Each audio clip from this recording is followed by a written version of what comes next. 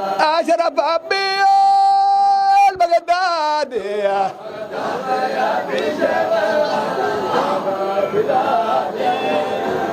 waxaa maanta magaalada muqdisho lagu soo gabagabeeyey siyaaradii soddonaad ee allah u naxariistay sheekh cabdulaahi maxamed sheekh cabdulaahi ceelshubow oo ka mid ahaa culimadii caanka ku ahayd fidinta iyo dacwada diinta islaamka. munaasabada xiritaanka siyaarada ayaa waxaa ka soo qayb galay culimo waaweyn, mashaayikh iyo boqolaal ka tirsan bulshada, kuwaas oo ka kala yimid guud ahaan gobolada dalka iyo dibadda. intii ay socotay munaasabada ayaa dhowr goobood lagu oogay dikriga, waxaana ka soo qayb galay dhammaan duruq suufiya.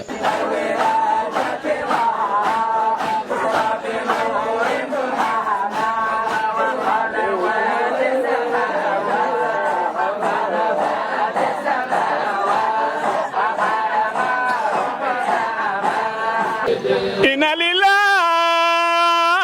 عبادا فضلا طلقوا الدنيا وخافوا الفتنا نظروا فيها فلما علموا أنها ليست لحي وطنا جعلوها لجة واتخذوا صالح الأعمال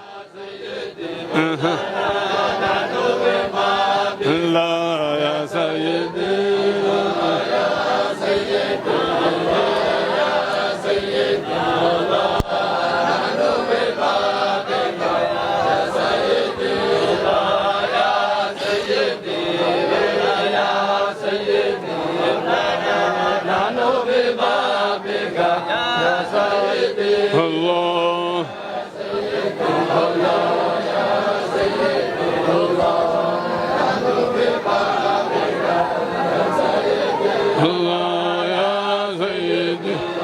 allaha u naxariistay sheekh ceelshubow wuxuu sanadii 1939 ku dhashay deegaanka Hareerley ee bariga Ceelwareegow degmada Marka ee gobolka Shabeellaha Hoose. markii uu 10 jir ahaa ayuu bilaabay barashada Quraanka Kariimka ah, isagoo dugsi u galay Macallin Xuseen Axmed Dhuubow. wuxuuna Quraanka Kariimka dhammaystiray isagoo 14 jir ah. kadib wuxuu aabihii la soo aaday magaalada Muqdisho si uu u sii barto culuumta shariicada islaamka. halkaas ayuuna kula kulmay sheekhiisii faqiiha ahaa Sheekh Cali Muumin Kaalmooy. dadaalkiisii iyo waxbarashadiisii ayaa ka dhigay faqiih caan ku ah fahamka iyo xalinta masaa'isha adag ee shariicada islaamka. markii uu 26 jir ahaa ayuu ijaazada dariiqada qaadirida ka qaatay sheekhiisii Sheekh Cali Muumin, waxaana loo diray in uu cilmiga iyo dariiqada ka faafiyo deegaanka Ceel Baraf ee gobolka Shabeellaha Dhexe. halkaas ayuu muddo dheer ku bixiyay dacwo, waxbarasho iyo tarbiyada bulshada, isagoo soo saaray arday iyo culimo fara badan. Sheekh Ceelshubow wuxuu cimrigiisa oo dhan u huray fidinta diinta islaamka, waxbarashada iyo hagidda bulshada. wuxuuna geeriyooday sanadii 1996 isagoo 56 jir ah, waxaana lagu aasay magaalada Muqdisho. wuxuu ka tagay dhaxal weyn oo ku salaysan cilmi, dacwo iyo tarbiyeynta bulshada. galabta ayaa lagu soo gabagabeeyey siyaaradiisii soddonaad magaalada Muqdisho. أشرف أبي البغدادي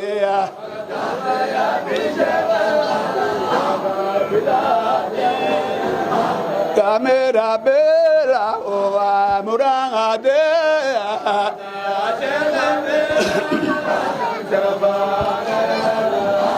أشرف أبي نهازنا وندا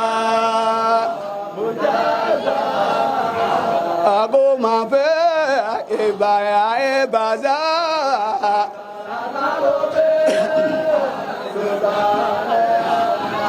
الهوى البيان يا بوك